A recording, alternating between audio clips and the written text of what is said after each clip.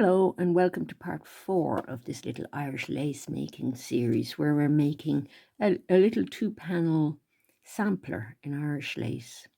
And we've got a Brussels point that we did for our first panel on the left there. Then we came along in the right panel and we filled it in using a cord stitch. We then combined that stitch with a little section of Brussels point stitch in the middle, then went back to cord stitch, but I saved a bit at the bottom because I wanted to show you how to do another lovely stitch called double Brussels point. So that's what we're going to do today, and we're going to, I think I might have space on this for doing a line or two of cord stitch just to finish off. I don't want it to look cramped, so I'm not sure whether we're going to do it that way or not. We might just stick to double Brussels point. But I think you'll like this stitch a lot. And parts of it will look familiar because you have the experience of doing this Brussels point already from, I think that was part 2. Now, I just happen to be on the right-hand side of the work. And Brussels point and doubles Brussels point works from right to left or left to right. So we're working from right to left for this first line. And we're looking to come down about as far down the side of the cordon as we did for our single Brussels point, because we want the stitch around the same size as that. And if you need to refresh yourself on the Brussels point stitch, as I say, it's there in video number 2 for you. But because the cord stitch is a much tighter stitch, we're just going into every second stitch. The way we did actually when we were doing our Brussels point stitch up here. So we're making a little loop, and then we're doing something different to the Brussels point. We're going into the same stitch again and doing another loop. So all your threads are over on the left hand side. So 2 stitches into the 1 stitch of the preceding row for this. And then pull. Now on the second stitch, you can pull a little bit tighter than you usually pull for a Brussels point, because this stitch, I'll show you what it should look like when it's finished. Looks like, if I just zoom in a little bit for you, it looks like this panel in the middle with a little kind of a knotted look. It ends up looking fairly different from the Brussels point. It's still a net, but it's got a more diamondy kind of look to it. So that's the look we're going for. Now, I've actually skipped 2 stitches here. Normally I'd just skip 1 stitch, but because I'm switching to a much bigger stitch for my double Brussels point, I'm trying to get the doubles Brussels point the same size as my single Brussels point was over here or thereabouts. So in order to do that, instead of skipping 1 stitch the way I should for double Brussels point, and the way I will on the next row, I'm having to skip 2. Okay, I only skipped 1 on the first stitch because it was only kind of going to be a half a stitch. So I've gone into that stitch once, and I'm going to go into the same stitch again with my little loop. And pull it a little bit tighter to make a little knot type of affair than I would have had it been Brussels point single, so to speak. Okay, so we've got 2 stitches, so I'm going to carry on like that. I'm going to skip 2 for the next. I'll zoom in to show you the next stitch. Okay, here I am going into the next stitch. Well, I've skipped two, but I'm going into the first of the two loops that I'm going to make.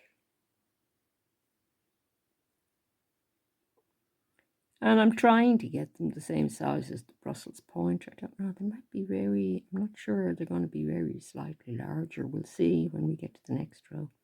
So back into the same stitch.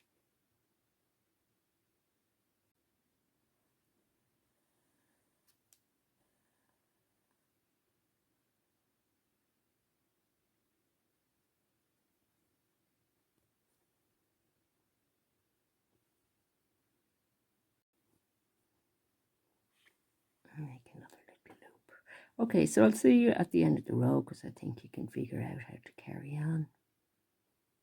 Okay.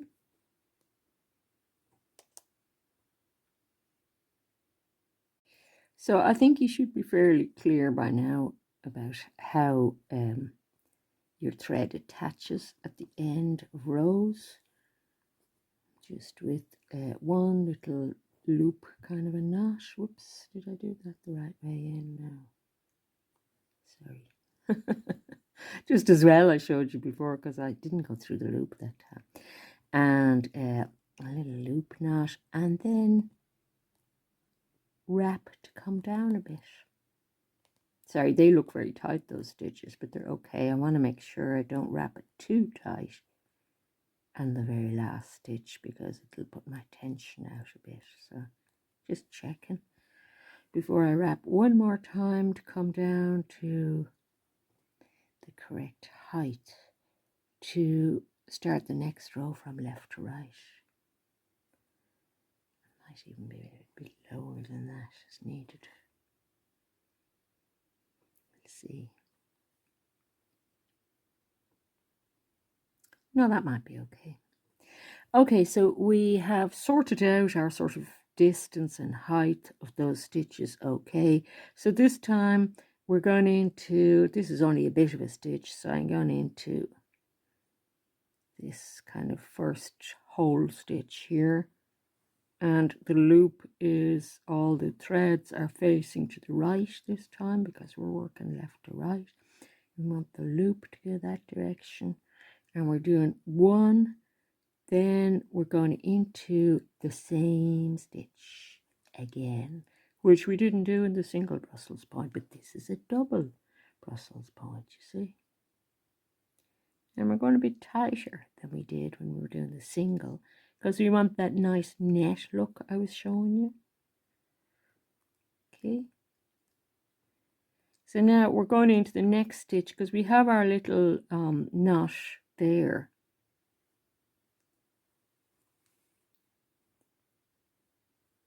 And we're doing one stitch,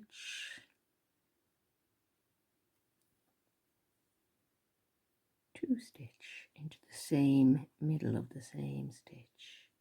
Okay, so it was really on the first row that we were skipping things to get our sizes right, you see.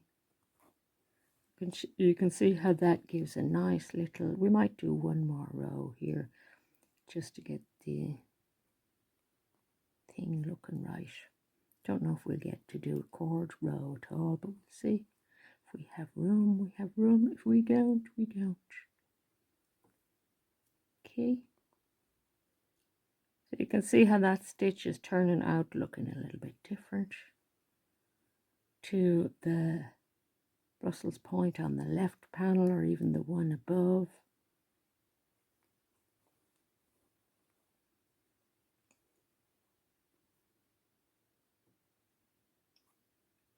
You might find this slightly easier actually than Brussels point because the stitches are, because they've got that little knot in the middle of them, they don't move around as much. To our second stitch, and for our second stitch I'm going to just attach it for the second stitch and then come down another row to start the next row. Now I've decided to go with cord stitch for this row just for the look of the thing. I don't want the cord stitch section to be too mean, and I don't know if I come down a bit too far with that. No, it's okay. So the cord stitch is the one that has that little cord that you run across from the right to the left. We covered that in the last video if you need to go over it. And then the row gets worked from left to right. And I'm going to push 2 stitches into that row, into each previous row's stitch, just to get my tension right. I do 2 stitches there that are just on the cord, and then 2 into the middle of the stitch. That's just to make the right amount of stitches basically on this row for a final row of cord stitch. So I'll keep carrying on this way, 2 in here, just sort of free on the cord, and they're not like super duper tight because I'm not working with a very, very small needle. You could work with a needle much smaller than mine if you find it convenient. I'm just working with the size needle that I'm comfortable with. So then when I get to the stitch, I'm doing 2 into the stitch of the previous row as well. And that kind of keeps the character of the double Brussels point. I'll just show you a little bit closer what this row looks like. See it there? We're aiming for the cord stitch to all the stitches to be the same distance from each other, kind of as that row up there, just so we can finish off with this cord stitch section. Your panels, of course, in your sampler don't have to look exactly like mine. You just practice the stitches for as long as you want to on your sampler. Okay, I'll see you at the end of the row then. I'll just carry on like that. So I'm ready for my last row of cord stitch. You might have more or less space left than me, depending on what way you've done things. And the thread, we're working from left to right, so the thread is going under and to the right to get the loop. And we've got our little sort of cord in place. So every single stitch we're going into. Now, so we carry on like that, including the cord, going under the cord as well, so that gets included in the stitch. And as I say, if you need to go over the cord stitch in more detail, it's in the previous video, which was part 3. So I'll meet you at the end, and then we'll just finish off the edge, attaching that cord stitch to the edge. I'm ready to attach it to the bottom of the cordon. So I've come out with the needle through the bottom of the cordon. And I'm just going to turn it around to the side to make it a bit handier for me to do a little whip stitch through it. You go into every stitch and through the cordon. So you're not going through the cotton backing at all, because if you remember, the cotton backing is coming off. And you can through every stitch and under the cordon until you get to the end, and then we're going to tie it off. And you don't even need to do the loop really, it's just a whip stitch, okay, which is just through the stitch under the cordon, you see. I'll do one more to show you, and don't worry about all this looking, messy, because we'll have all the fun next week. Well, actually, it might be the episode after that, because next time we're going to make a little decorative thing for this side, and you can go crazy and make loads of them or just make one. It's up to you. Just show you how this looks right way up. The things I was calling pops, I've seen them called rings as well. They're such fun to make. See that? They look like this. So that's a preview of next week's. I can't get it to focus there.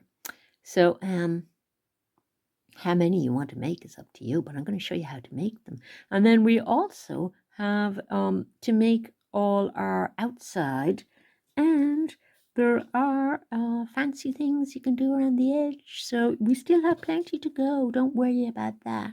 I'll just get to the end of the row and show you how it looks when it's finished off. So on the very last stitch, I will make a loop because I want to kind of tie off the work a bit.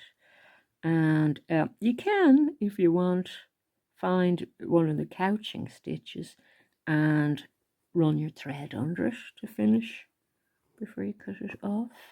But as I say, we'll be doing that decorative edge, which hides any little bits of stitches. There's a little bit of cutting off stitches happens afterwards as well. But it'll neaten the whole thing up and give it a very finished look. So I hope you had fun, and I hope you're looking forward to doing the next part, and I'll see you then. Happy doubles Brussels point.